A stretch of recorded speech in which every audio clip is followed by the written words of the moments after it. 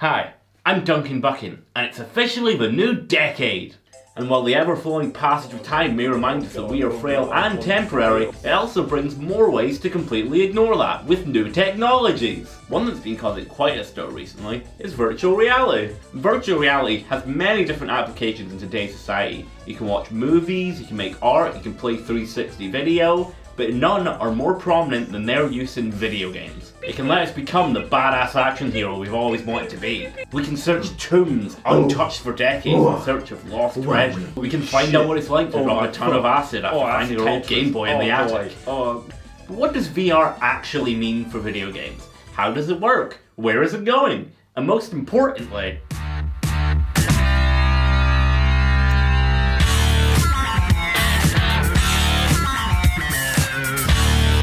I bought a VR headset at the tail end of last year, and it only cost me 6 of my vital organs. So yeah, I may be legally unfit to work, but it means I get to drop in on a very interesting time in the VR community. We are very close to the release of Half-Life Alyx, which in a bold move by Valve, looks to be an actual video game, which is something Valve haven't made in like a decade. Will Half-Life Alyx change the landscape though? Will it make people want to sell everything they own for a chance to break their own personal belongings with hundreds of money's worth of plastic and wires? And how exactly do you translate this to that? The best place to start would be a game you can only play without VR. Skyrim is a game that was released a while ago, and I don't need to tell you this, you've played Skyrim, everyone's played Skyrim, your nephew's probably played Skyrim and he's an idiot.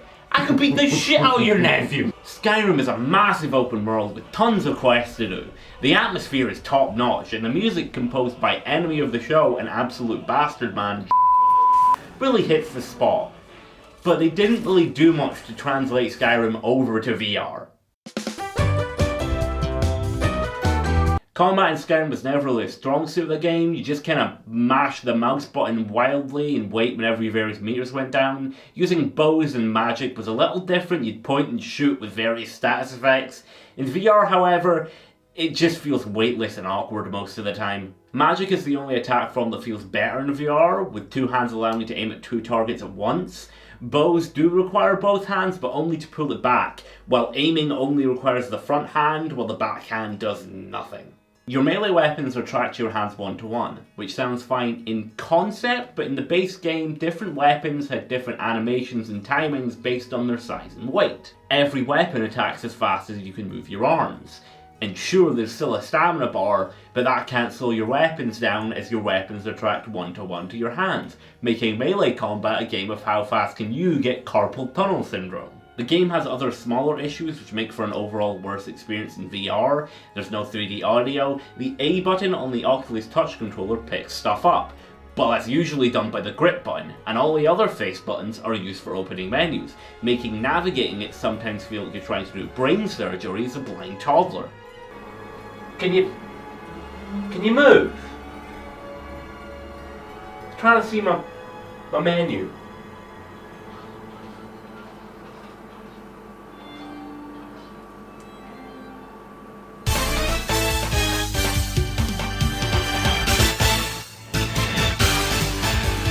You can fix these issues through mods, but it shouldn't be up to your community to fix your game, especially when you're still charging £40 for it when a game like Boneworks is almost half the price and has one of the best VR systems I've seen in a game. What makes this game stand out is how it handles its physics. Other games handle it as reality first, in-game second. If you push your hand forward in real life, if you're in front of a wall in the game, your hand will face through. You swing your arm in reality, it does not matter what you're holding in-game, it'll be a 1-to-1 accurate movement to your hand. The way Boneworks' bones work, however, is the opposite. Your actions are in-game first, reality second. Push forward onto a wall, your hand will go forward in reality, but in-game, your hand is staying on that wall. Swing a weapon in-game, it does not matter how fast you swing your arm in reality, if you aren't holding it right, it won't work, and with the variance of weapons on offer in Boneworks, that can happen often. One-handed weapons, two-handed weapons, guns, blades, all with their own unique feel and attributes. Hold a two-handed weapon with one hand, it'll barely work. Do the same with a two-handed gun, the recoil will cause that thing to flail wildly. Bladed weapons can cut and stab into enemies, requiring a bit of force to remove them. It can take a little to get used to, but once you get it down, you'll be a borderline psychopath thrown in jail for crimes against humanity in no time. It won't all be concrete roses for you though. The combat system really feels like you should get a gold medal for how much it's carrying at points. Level design can be lacking. The early game is filled with wide empty spaces where all you're doing is moving from point A to B.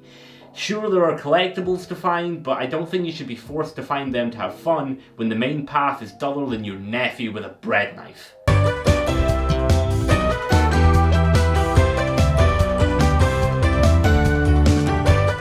Its systems work great, but a well-designed campaign like Budget Cuts has wouldn't go amiss here. A VR stealth game taking place in an office where the workforce is slowly being murdered by a psychotic, unfeeling, faceless company who doesn't care about their workers' well-beings at all. Which is a really weird fantasy to want to live out in VR because it's just how most office jobs work, but there is a big market in people who want to be stepped on, so it checks out. The most interesting part about this game is how it handles its movement. VR movement usually comes in three forms. Stationary movement, which is pretty self-explanatory.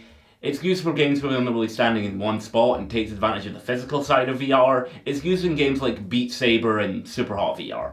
Smooth locomotion is when you use the stick to move, akin to traditional non-VR games. It's used as the main form of movement in Boneworks, but it's not very useful for beginners because it can cause major nausea.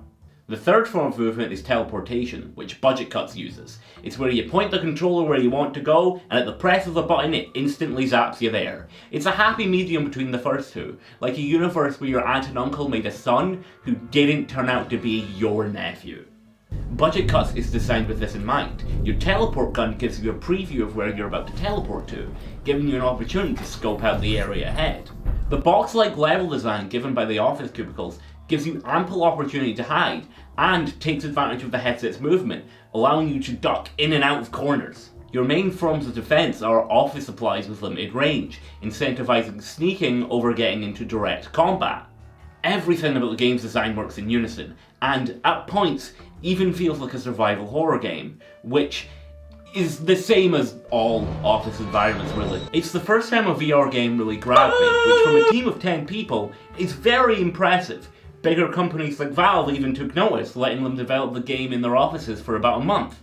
Boneworks also got some props from Valve, supposedly inspiring parts of the physics system seen in Half-Life Alyx.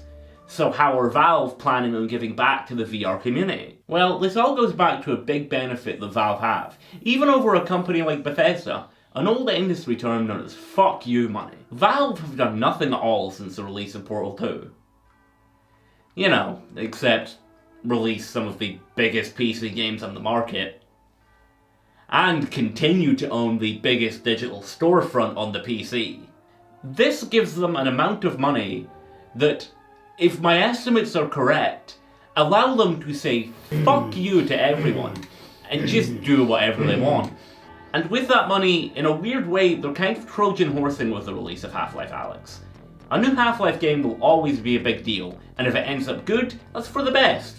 The thing is though, they could have announced a new joint venture with Leapfrog, had everyone complaining about it yet still going out to buy a new Leap Start Go 2 and a copy of the Half-Life Coin or interactive storybook, and still made a shit ton of money from it.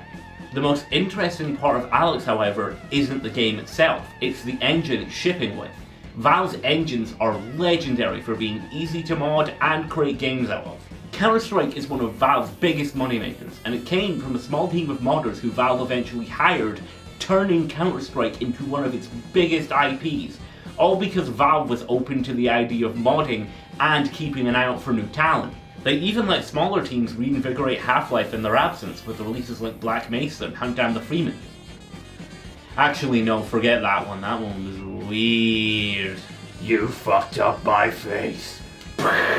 And that same thing could happen with the release of Alyx. They're shipping the full creation suite and modding tools with Alyx. This puts the bar for entry of VR development lower than it's ever been, as Valve have already done all the heavy lifting when it comes to testing the robust physics system, along with the polish that the fuck you money can bring. The next generation of VR could easily come from this, and give us the biggest boom of unique VR titles we've seen on the platform. And with Valve giving smaller developers the support they need, with other devs pioneering the space, the future is looking bright for VR. But does that mean it's the future of gaming? No. But it doesn't need to be. There's been a lot of talk going around that VR is doomed, or VR is dead. But that's complete bullshit. I bet it was your fucking nephew who said that, the absolute git. 2019 might have been VR's biggest year yet. Boneworks shot through records. Superhot VR made $2 million in 1 week. A lot of VR headsets are currently sold out on online retailers. 5 new headsets launched, including the Quest, proving you don't need a computer or a big bulky interface to make VR work. And we are on the dawn of the biggest VR release of all time. There should be space for VR games and traditional games to coexist. It doesn't have to be winner takes all. A game like Budget Cuts wouldn't work on a console in the same way a game like Devil May Cry wouldn't work on a VR system. Games work best when they're built for the platforms they're on. And I think we're about to head in some of the best VR experiences we've had to date. And only 20% of those experiences won't be VR porn. Yeah! Oh, I can't believe we finally did it, boys. I'd like to thank my mum,